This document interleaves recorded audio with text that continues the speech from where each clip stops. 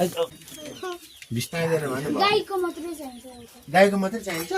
राम राम राम राम त्यो गाईसँगै बसेकै खिचिदिन्छु ल आऊ भनेपछि ल गाईको पुछारमा बाँधेर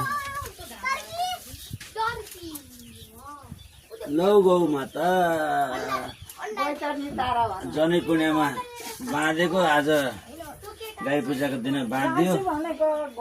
राम्ररी बैतरनी तार रोग हर कष्ट हर पाप हर शत्रु पश परुन् ज्ञान धेरै नबेर्दिनु शान्ति बेर्दियो छैन नि धेरै बेर होइन धेरै बेर्दाखेरि गाईको पुछारलाई नै हुन्छ नि